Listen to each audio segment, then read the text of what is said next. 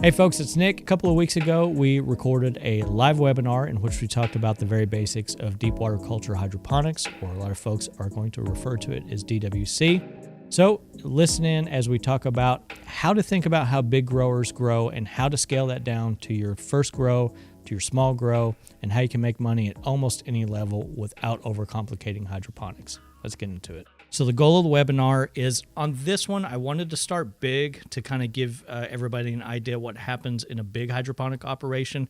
And I really want to get down to doing this on a smaller scale, like a home grow, or if you already have a market garden or something like that, to where you can start introducing hydroponics without that big, scary fear of jumping in and thinking we have to break the bank or have to know everything all at once, and a way to kind of lean into it.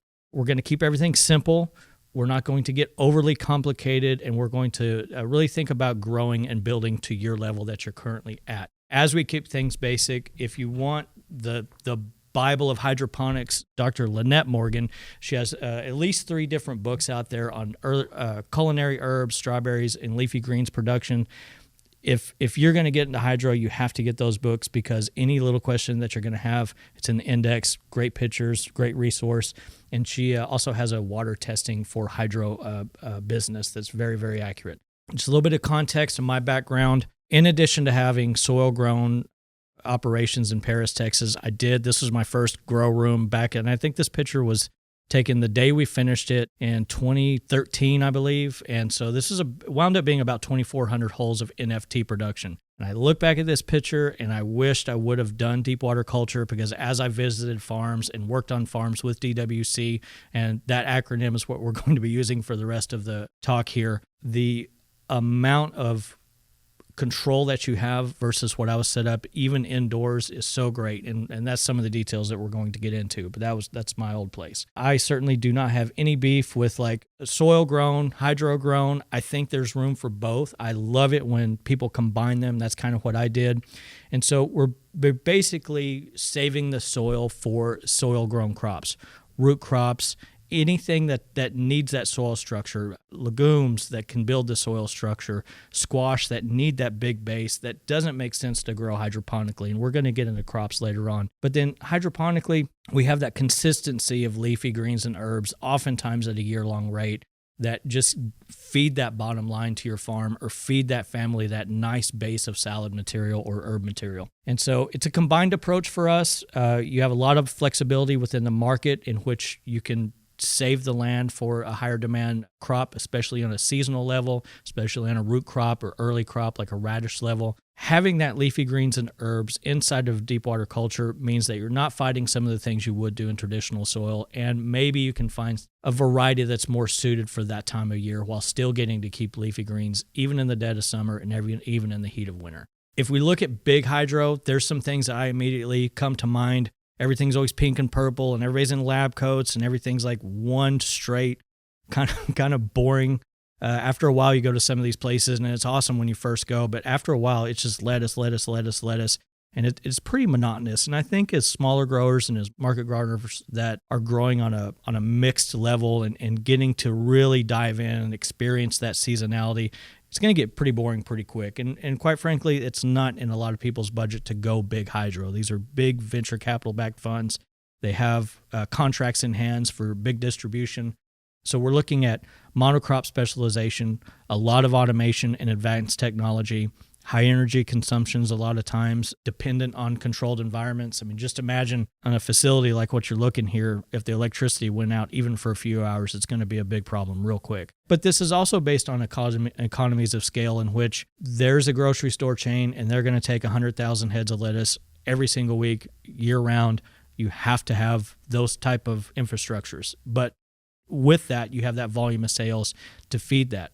Home gardeners, market gardeners, that's not what we're into, and that's not what we care about. And so hopefully by the end of this, you'll have some tools that we've recently developed here at Bootstrap Farmer to either you build it on your own, you use one of ours. As long as you're growing, we don't care, because we want you to succeed in that. But at the end, you're going to find that there's room to start very small. If we go back to small local ag, now these 2 pictures, this one is our first DWC that we built in Williamsport, Pennsylvania, a green bee farm. Very diversified crop production based on a salad model. You have manual labor and hands-on management, so you're relying less and less. Now back, if you can see the picture, this kind of looks like a background, but this is our actual little kit here in our facility. And you still have sensors. Like we have something that's reading the pH and the EC, and we're getting into that in a second. But it's a $60 item, sometimes a $300 item, depending on how fancy you want to get with it and how detailed you want to get. But you don't need all this automation that a lot of people say you have to have if you're going to get into hydro. And that's what we're trying to get away from here at Bootstrap Farmer, especially for our smaller growers. It's a minimal environmental footprint, meaning we can put this outside in a greenhouse. We have some friends in Hawaii that's growing just under shade cloth on an island. They're very fortunate to be able to do that, and I know that that's a special case, but it is possible. And, of course, we're on an indoor grow here, and a lot of our friends that we visit, they're in an indoor grow. So you have a lot of options. And then this is also, instead of going that distribution route, it's going direct to consumer sales, which means that you, the grower, or you, the family, that you're retaining all of that profit. If we're looking at this from a small market garden perspective, that you get to keep all that profit, which means these systems pay for themselves very fast. So I do want to cover the aquaponic nutrient solution. We just had a video on YouTube last week that kind of talked about the differences in the two. A lot of people, we do a lot of work with Big Tex Urban Farms, which is a demonstration farm at the State Fair of Texas, and we like to work that every year and kind of ask a lot, kind of help answer questions sometimes during some of the rushes. And a lot of people, they'll say, well, where's the fish under here? And they think that it's under the rafts. Here's the deal. You can have fish as the engine and as the nutrient driver, and that's basically in a whole separate system that has biofilters. And again, we covered that in that video, so I'm not going to spend a lot of time on that here. But if that's something you're interested, know that absolutely can happen within deep water culture. There's some things to kind of look out for. If you have any questions, feel free to email me, nick@bootstrapfarmer.com, and I'll be able to send you some additional assets. But it does have a little bit of limitations in that the nutrient levels can be a little less predictable. That's an environmental concern. That's an output from the fish concern. That's a maintenance situation. And you tend to get a little bit more dialed in if you're just using some regular nutrients. So we're going to cover that, but I just wanted to kind of get the aquaponic question out of the way. The hydroponic nutrient solutions, a lot of time, I went ahead and put this in here to remind myself that you'll see a synthetic or a natural nutrient supplement tailored to specific plant needs. I see the word synthetic. It puts all kinds of images in your head that I think it's a little unfair. The best way to think of this is to talk to your supplier. And what you're going to find is this is like pharmaceutical grade in that if it's phosphorus, magnesium, calcium, it's pure phosphorus, magnesium, calcium, as pure as it can be. And that is what you're dosing your nutrients. You're not putting all kinds of crazy chemicals or additives or anything like that. You're mixing the exact nutrients that these plants need. You can control it. You can buffer it with different pH buffers. It can either raise the pH, lower the pH, and there's different ways to do that. Additives to the water. Easily flexible. So back when I talked about the big guys, and I talked about Lynette Morgan having that water testing situation. She'll take a look at where's the water coming from, how is it treated, what kind of filters do you have, what does the water look like afterwards, what's the crop, what's their needs, how big is it, all these considerations, and she'll write you an exact formula. Big or small company, it doesn't matter, but they'll write an exact formula. Back behind here, we have a monocrop going on now, but earlier in the year we were testing out a bunch of different Asian greens, and we're growing out all kinds of different stuff. Just like a lot of times we talk here at Bootstrap Farmer, on a small scale, we have to be comfortable with growing within a range of acceptable standards, right? So like maybe some weeks there's a little bit more calcium, maybe some weeks there's a little less, but overall the plants are getting what they need, especially if one plant that you're growing in one raft needs a little bit more, this plant over here needs a little bit left. We're trying to find that happy medium. And I can promise you this, I've dealt with a lot of new hydroponic growers and grown a lot myself. The panic that sets in the beginning to mess up quickly dissipates after a couple of grow cycles, because you really find that if you just pay attention a little bit and you read a little bit and you're doing your daily monitoring, it really stays, especially in a big reservoir like this, pretty neutral where you don't have to worry about it a lot. And you'll find that over time, you just get better and better with each cycle. You learn just a little bit more. It also gives that consistency as it's a predictable and stable amount of nutrients, especially within deep water culture. You know, I said I wished I had started out with DWC over NFT. It's because that water base is so, it just stays right where it needs to be without a lot of monitoring. Now that's going to adjust a little bit depending on the size of your system and the size of your reservoir, but overall it's a much more stable environment than a lot of the smaller reservoirs that you'll see. But it does rely on manufactured inputs. We've shot so many videos, I can't remember which video is in currently at this moment, but we talked a little bit about there's two ways that you can get nutrients if you're ordering them in from a supplier. You can get dry nutrients in which you're mixing and dosing an outside solution, and you're basically putting that back into the reservoir there. Or there's a liquid solution, which is much easier. It's much more forgiving. It's a little bit more expensive, but it's a lot more expensive to ship it. So you really have to balance out, do I have the time, the capacity, or the staff that can correctly, time after time, dose that? And that's very easy to do if you set it up once with the proper measuring cups or the proper scales to measure out the formula or whatever. I like the liquid myself. Back then, I'm tending to do a little bit more mixing now, and I would say a medium grower is going to lean more towards the mix just because you can buy in bulk and the shipping goes way down because you're buying a little bit more at a time. You look at some of these big places and it seems like this giant pond, it must be using a lot of water. There's no drainage, there's no runoff, there's no seepage that you're losing within the ground. And a lot of times, I'm going to go ahead and skip to this next part. About a week and a half ago, we were at Jeff Bednar's in Profound Microfarms, and he's basically going to summarize that last slide. Hey, I'm Jeff Bednar of Profound Microfarms here in Lucas, Texas. We have about 50,000 square feet of hydroponic greenhouses growing around 300 varieties of rare culinary herbs, edible flowers, leafy greens, and fruiting crops like tomatoes and peppers. I was asked about my water bill. So we're currently on city water, and our city water bill to run our entire farm runs anywhere from about $250 to $350 a month, depending on the season.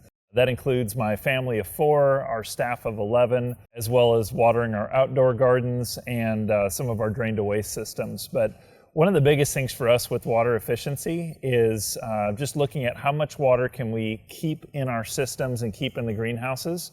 So unlike field agriculture where you're top watering or drip watering and that water is just going away after the plants use it, we're able to constantly be recirculating our water.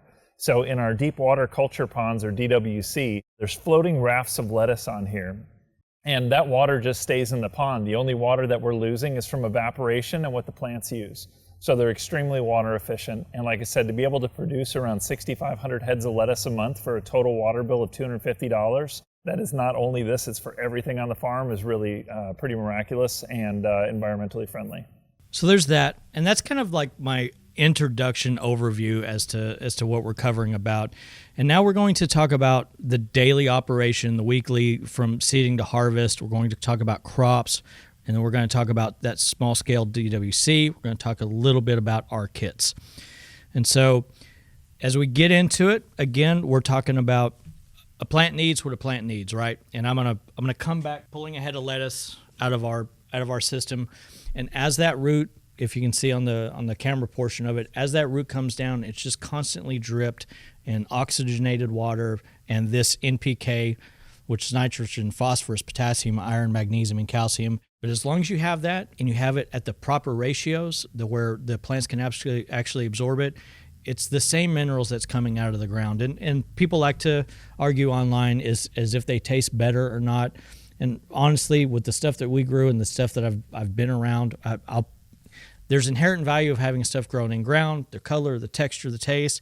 But there's also an inherent value of having something grown in hydroponics where you're using a little bit less water. The taste is mainly coming from the variety. And as long as those nutrients are still there, I'll put it up against anybody else's, and that's a fun topic to have a conversation about if you like to do that. But let's get to the oxygen. It enhances that root respiration. It helps the plants uptake the nutrients. And I say here, especially in hotter months, the hotter it gets, especially if one of these systems is in a hoop house, you'll want a lot of circulation. You'll want probably a wet wall, for sure a wet wall in Texas. But the more oxygen that's in the water, the more stable that water becomes, and the more that the plants can uptake those nutrients.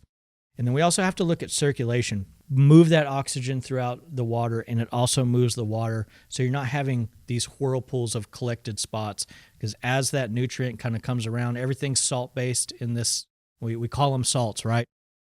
So your nitrogen, your phosphorus, as they're kind of swirling about, you don't want them to get in one spot where it's not getting evenly distributed throughout the grow. And so you have to have something in there, not only to push around the oxygen, but it also pushes around the nutrients there. There's this picture right here is at Jeff's that we talked about. There's one of our rafts coming up, but he has full light all the time.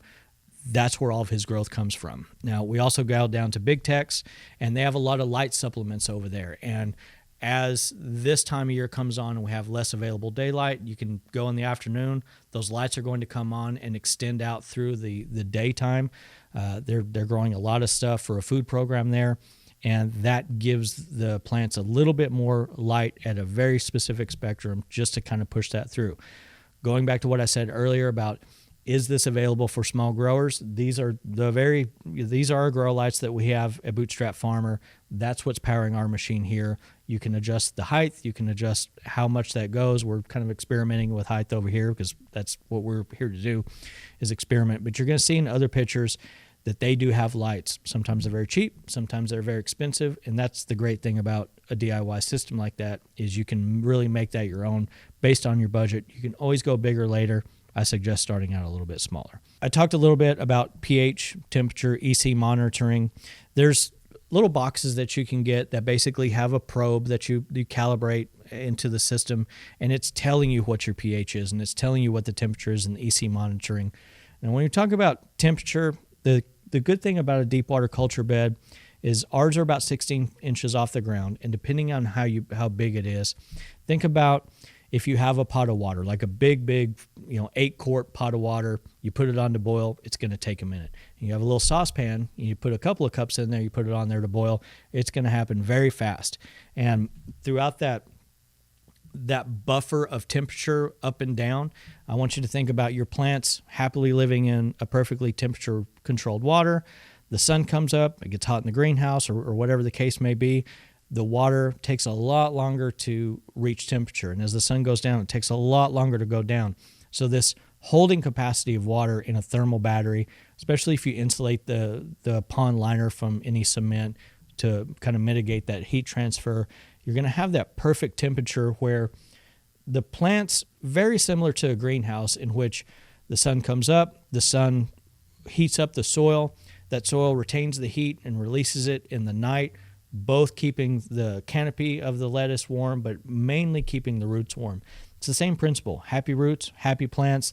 The tops, especially with seasonal adjustments in the varieties, can take a little bit more heat, can take a little bit more cold, but that holding temperature of the battery of the water is what we're looking for. So if we talk about, do we need to heat the water? Do we need to cool the water? We have to look at what's the environment that the deep water culture bed is in. Of course, we're indoors. The ambient temperature, this is our office where we work. So the temperature tends to be around 70 degrees, which is a perfect degree for lettuce. Now, if this was in a hoop house much, much further north of us, you may have to consider a water heating element, which is very similar to what an aquarium would use for a warm water fish. And there's different sizes that you can get. Our tech team has been trained on how to help size for that. Same thing with the water chiller. All the people that we hang out with in these bigger facilities like Jeff and like Big Tex, they don't have water chillers. Even in Texas and Dallas, it's not necessary. But if you go down to Florida or perhaps even further south, you may consider a water chiller just to help maintain that balance. But it's one thing a lot of people worry about up front. Probably not going to have to worry about it. Just like we have to test the pH in the soil, testing the pH of the water to making sure that that's in that good, happy range. And depending on the variety, that's why, again, I can't answer all those questions at this very basic level. We don't know what your water is coming out of the tap at or whatever the water source is. And we don't know what crops you're going to be growing. And that's why it's so important to get those books by Lynette Morgan. The electrical conductivity in parts per million is a lot of times you'll see those two terms used whenever it talks about dosing the nutrients. And that is what the meters are going to be read at, parts per million EC, electrical conductivity. If you heard anything about how the brain works and you have these little electrical connections, it's basically the same thing with how the water is moving through the plants, how it's moving through the salts, how it's getting uptaken, and that's the measurement that it's taken at. I can't explain it much more than that, but that is what the measurements are coming in at and what you're going to be shooting for as you make these little tiny micro changes in adding either more nutrients because you're low, or if you're too high, adding a little bit more water to kind of get those zones down. Water temperature, again, we've been covering that over and over because there's a couple of different ways to looking at it, but for most leafy greens and herbs, you're looking at 65, 75 degrees. That's a little bit low for what I'm having to deal with here in Texas, so it seems very conservative. But again, crop selection at the proper time of year, making those seasonal adjustments, it's no different in DWC, especially if it's not in an indoor grow. We oxygenate that whole thing with a pump that pulls water through a venturi, and it's a one-way valve in which, as the water comes in, air is being sucked in by this little tip at the top of that T right there, and that water comes down, that air comes in and kind of circulates down into that moving water, which creates a lot of bubbles. And as it makes its way into the plumbing, as it's circulating the water, it's also delivering oxygen to the roots and the water. You can also get an air pump. This is specifically designed for hydro, but you can see them a lot in, especially if we're looking at some of the smaller ponds, you may be able to get away with, and again, our tech team is available to help size that. Whether you use our reservoir or not, we're just here to help. But this is the one that we have in the back of this system, in which we go to a manifold and it tees off, and we have all these different water air lines in the pond, which sometimes we have a diffuser on, sometimes we don't. Again, we're a testing facility, so it's a little bit different. But that's two ways to get oxygen to the water. There's also something called a Moliere system, which basically is shooting direct dissolved oxygen directly into the water. It's something at this scale, you'll never have to worry about. It's very expensive. It's very high tech. And again, we're trying to get folks away from thinking they have to rely on a lot of high tech, especially if it's a smaller system. So let's talk about the reservoir. The good thing is you're not having to buy this big plastic tank and storing it somewhere. The reservoir is within the deep water culture bed itself. And as I'm looking back here, the water level is going to go up and down depending on harvesting, how hot it is, the ambient temperature, all that stuff. But again, you're just topping off weekly or every other week. Occasionally, you're going to read, and this is I say this a lot in these webinars, there's the textbook, this is what you should do, and then there's the reality of all the farmers that we visit, in that how often do you have to drain the water? Textbook says, anywhere from every other month or every month, 30 days, every 90 days, whatever the case may be. It's all over the place is the recommendations. I don't know any farmer that does it more than once a year, and that's a personal preference that they have. And again, as you start your growing journey, the personal preference is going to be up to you. I will say that when I was doing my NFT stuff, and it's not dissimilar to, there's a reservoir there, there's a reservoir in deep water culture. I will say that when you do clean that off, you often see a pretty significant jump, because you do have the chance to start over with a clean slate. So that may be, for me, the bigger reason to go ahead and fully drain and kind of clean out more than once a year. You start your seed. I'm going to go to the camera right now. You start your seed in rock wool, which we'll cover here in a second. It's a soilless media.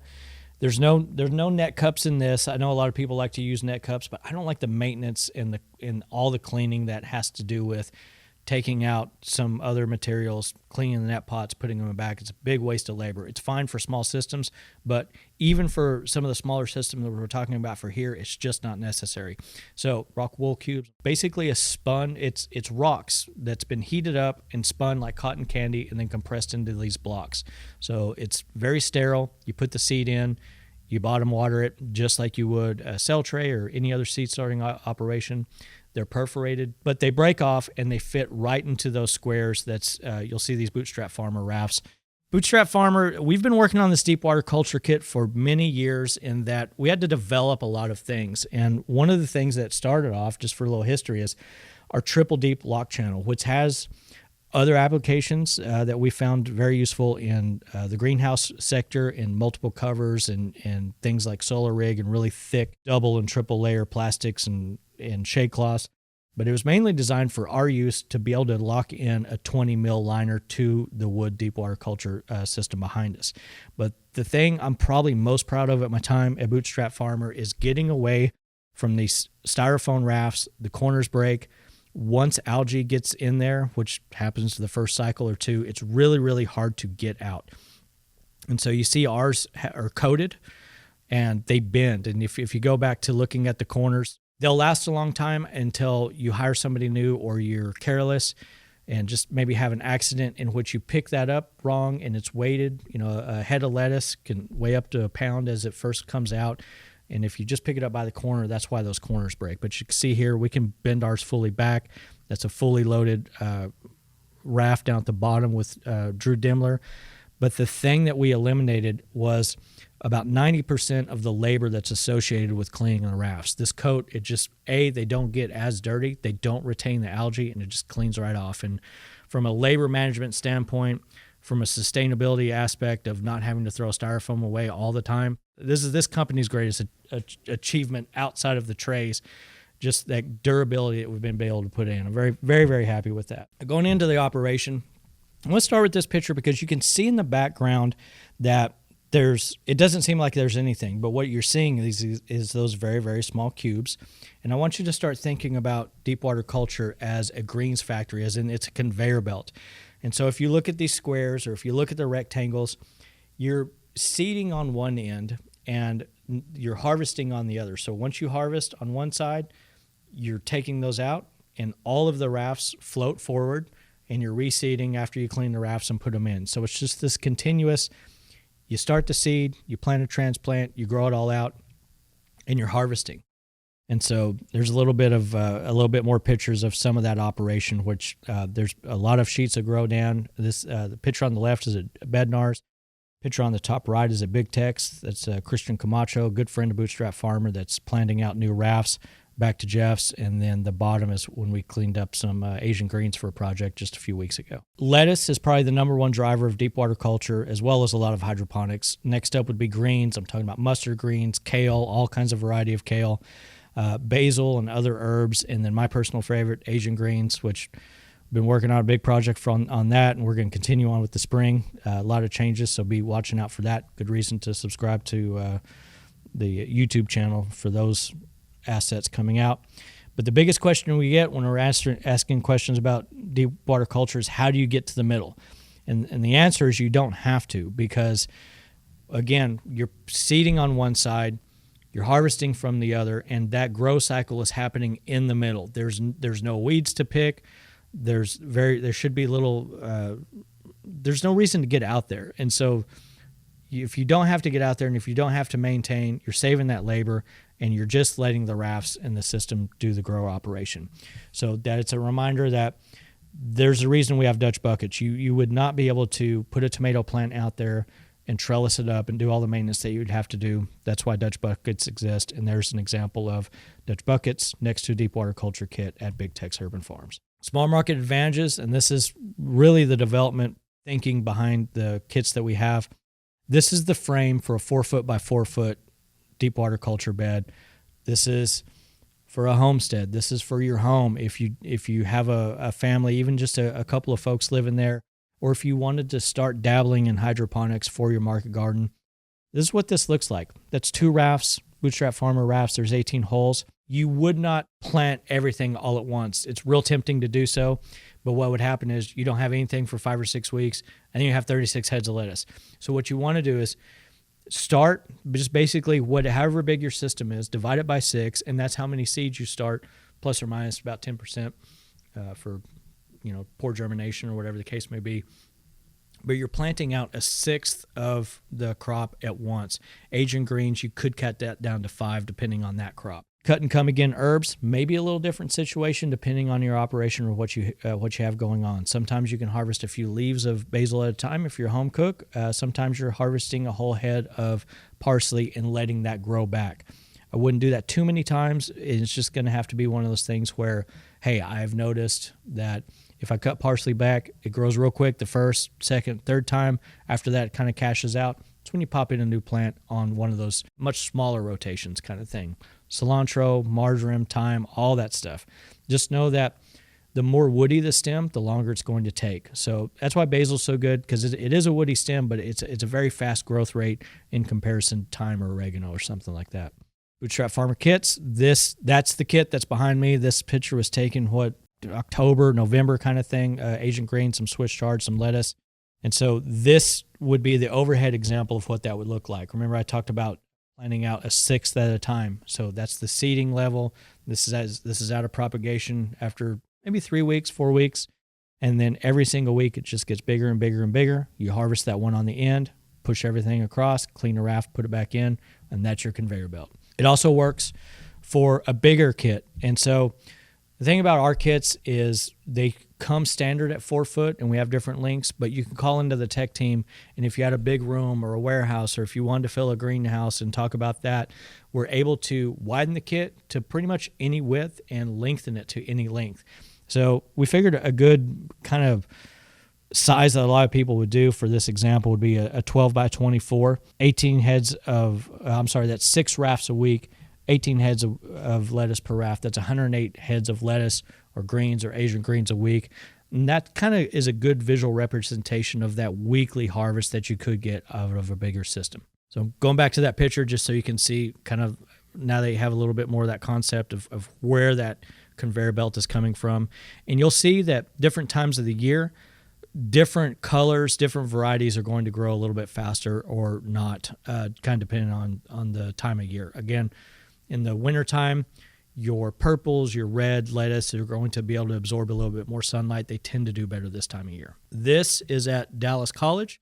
This is a custom build, a 6 foot wide by, 16 foot, I believe. And so their situation's a little different. If we go back and look at that, everything's nice and squared up. But if you don't do a 2 foot or a 4 foot interval, this one's a 6, you'll just simply turn the rafts. Now, a lot of times if you're in a very weird situation and the size doesn't match up and you had that old styrofoam board, you could cut that, but then you have this exposed edge that you're having to deal with little pellets of styrofoam, and the algae builds up because it's a rougher surface.